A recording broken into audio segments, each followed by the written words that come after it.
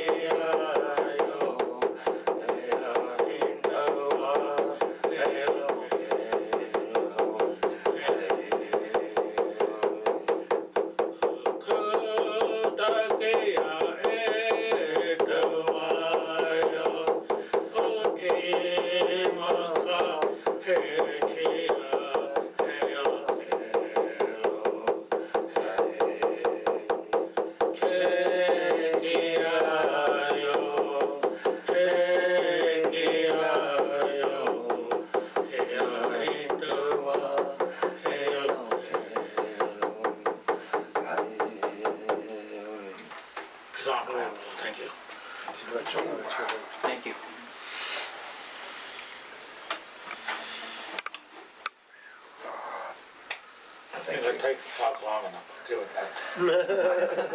Thank you, older brother Ben. Some good words that kind of, with what Doc started with and why we came. So, interestingly, we hear things in the way that we were taught to listen.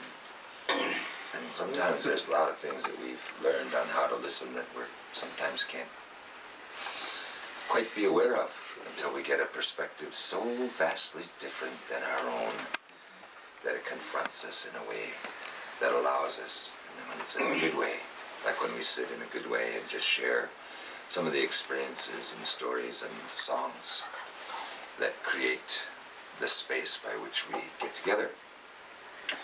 So he called this Insights and Experiences from Oceti Sakowin camp and beyond, meaning some of the things that happened there that are the reason why we even find ourselves here today, at least for myself and for Ben, and through Bear, this opportunity to have done some things together that I couldn't have said what happened directly when I was there in the camp.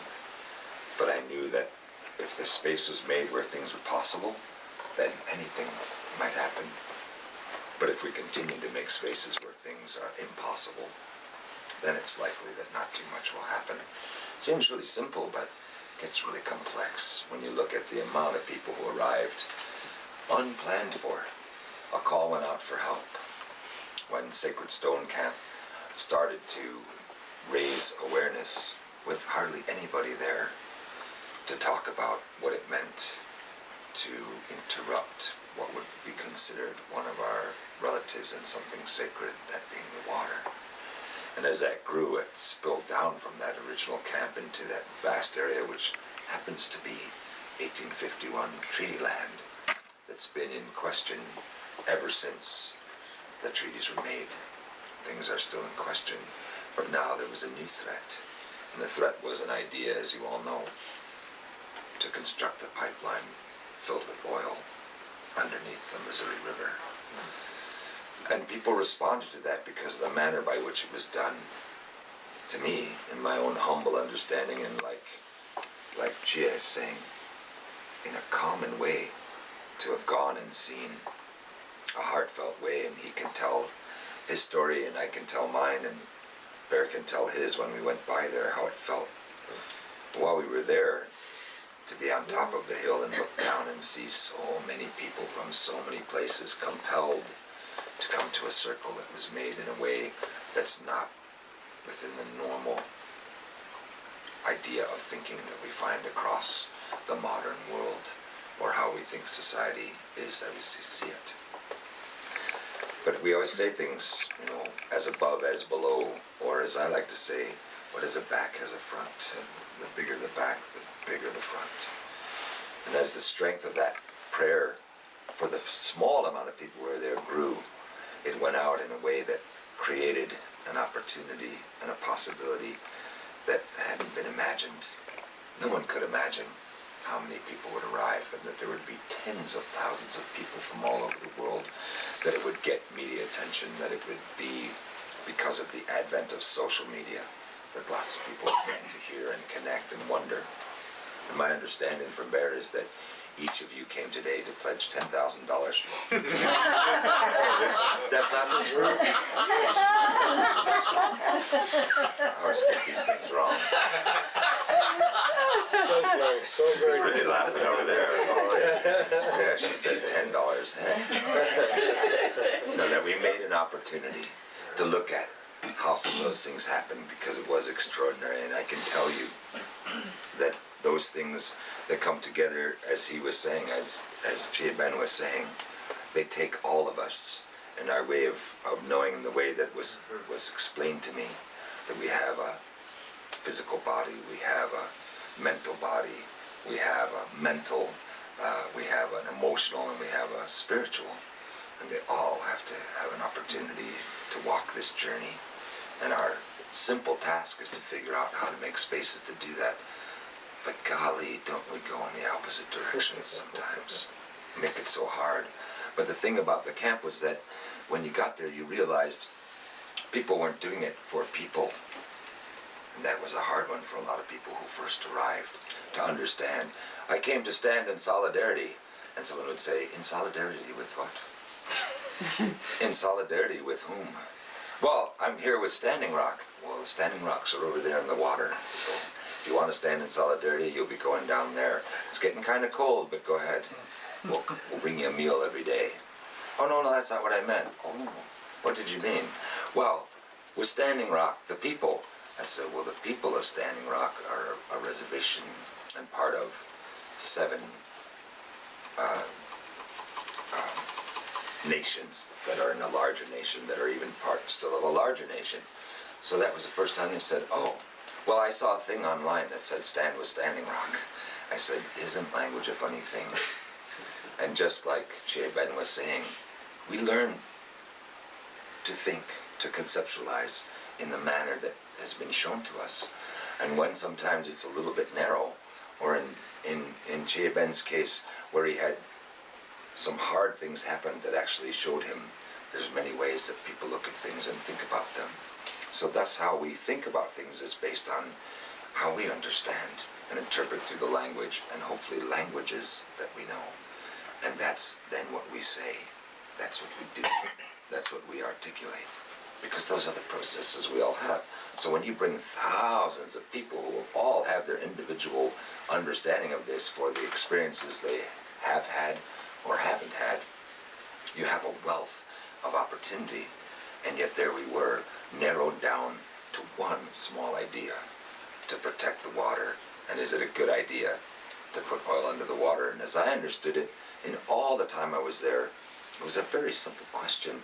Show us a circle where we can sit and talk with whomever, your elders, your leaders, your community members, your young ones who are going to depend on that in the future, your older ones who know the connection because they've been farming here or doing things, or all those in all the towns that live all along the Missouri River from North Dakota all the way to Missouri. We drove that. We drove by there. We went to a meeting like this one in Kansas City. They said, can some of you come? We said, sure, we can come. And we went down there, and all the while we were driving, what did we see over our shoulder on the side? Missouri River. The Missouri River. In all its innate beauty and strength and potential. But it's a gift. It's not a commodity. So when people came, they had to get through a lot of ideas and figure out how we could even sit together and talk about things. And then there were so many that we had to think about, how do we do this in a good way? Now, it was set up that way, but there was a lot of pressure. So from that arose this sense of need to keep making spaces where we can learn and share and experience and help teach each other what we think it means to be a human being. What does it mean to be a human being in relationship with each other, in relationship with our environment? And more importantly, not what does it mean, but how does it mean? How do we do that? Not what do we do? Because there was a great example. Some thought it's only production. We need the oil. It's going to fuel the economy. Jobs are going to be created. You have no right to injure people who are just trying to have their job and feed their families. But no one there said that. I watched people with the most amazing courage go to those who were all geared up in military gear with weapons in front of them, wearing headgear later, so that we couldn't even see who they were, calling out to them, this is not just for us. This is for you. This is for your children. This is for your family. This is for your grandchildren. Is there no way we can ask you to put down those things that you brought and understand that this camp is open even to you? Funny things happen. When the county that had the big responsibility, as they saw it, to send sheriff's deputies in the early days and then call out to more and more and more to come because they thought there was a protest. How can praying for water be a protest? How can saying, well, actually, and this is like where I started to get involved and could keep my mouth shut. I said silly things like, let me understand.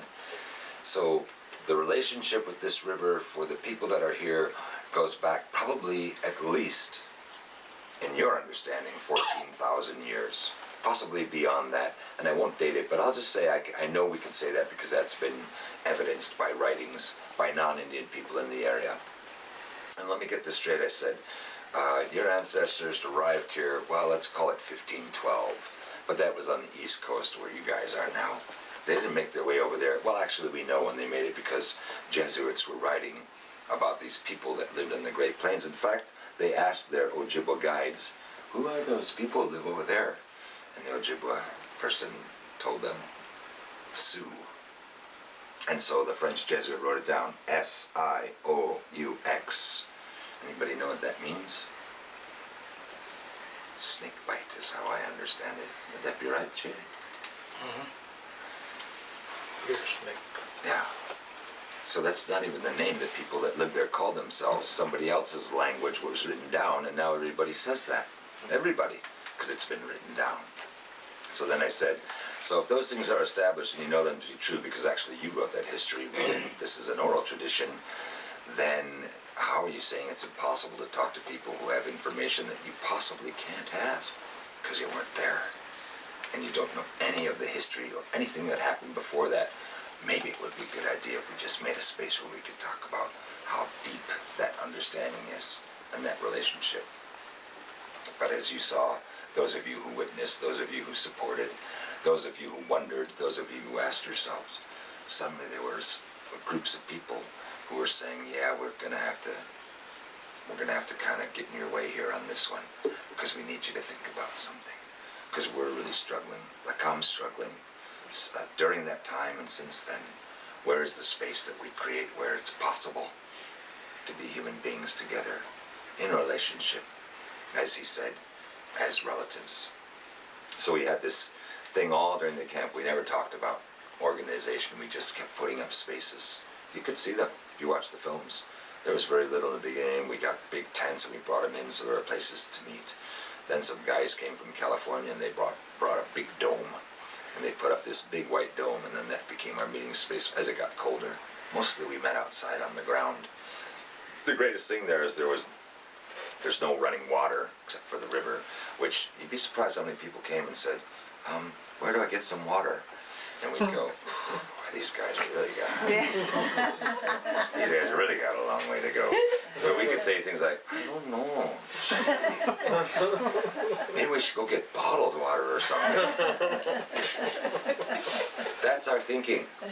Little things that we're not even realizing how subtle. Now we have a group that Bear said, I'd like to come out, and he did. And then I said, we're having a gathering, a retreat, if you will. Whoa, what's the name of it? Well, it's called INITC. Oh, what does that stand for? Oh. So we have this mouthful of words so that if we write it on paper, people understand. It's called the International, meaning we come from many nations. Let's stop using the national thing, because we come from many nations. The International Initiative for Transformative Collaboration. But, like Ben just said, actually, it only means how do we work together? No. Or is said across that camp every day to everyone arrived, oh, mitako yasi. We're all related. How we understand that relationship becomes really critically important. From those days we were there to the days that you're sitting here right now. Mm-hmm.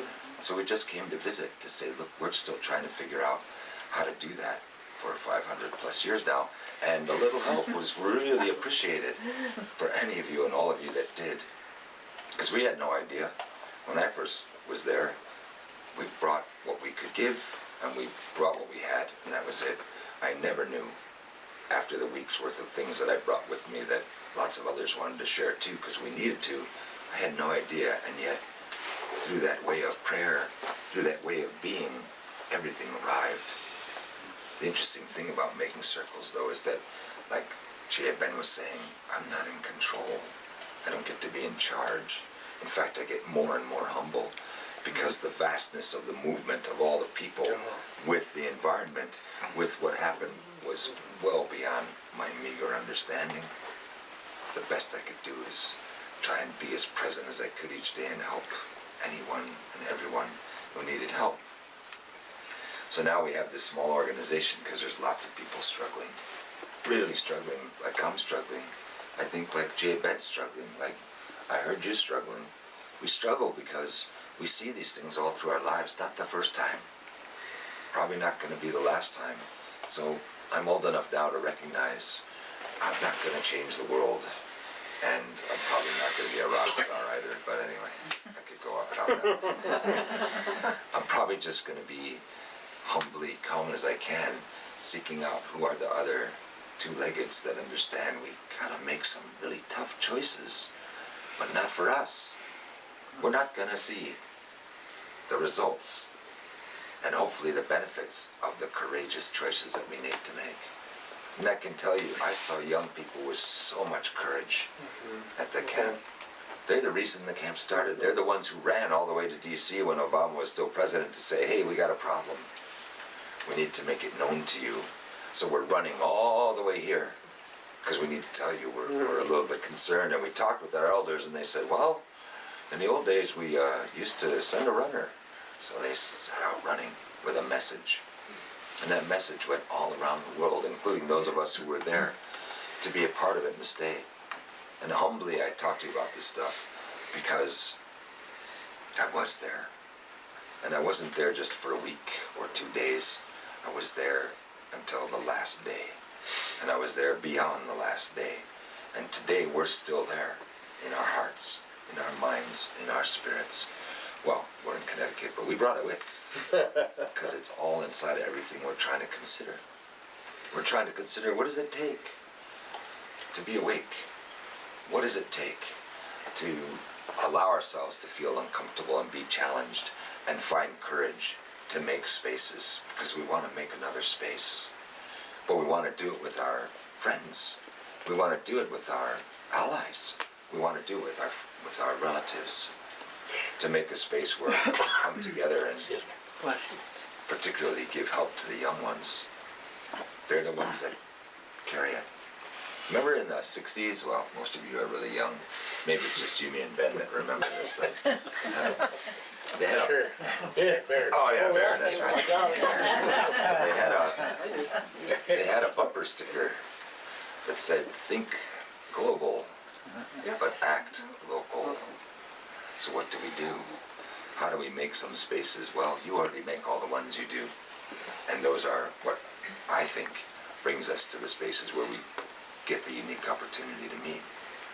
And now we're asking all little groups that are around to consider spending part of their time and their energy and working together with others, including us, because we want to make a larger space again. Not in a protest, not in anything, but where we can come together and hear each other, see each other, meet your relatives. Learn the perspectives that are so far away from our own that they actually inform us so we can finally say that one little simple thing that I heard every day in the camp, and it was always an epiphany for the people that I heard it from. Gee, I never thought of it that way.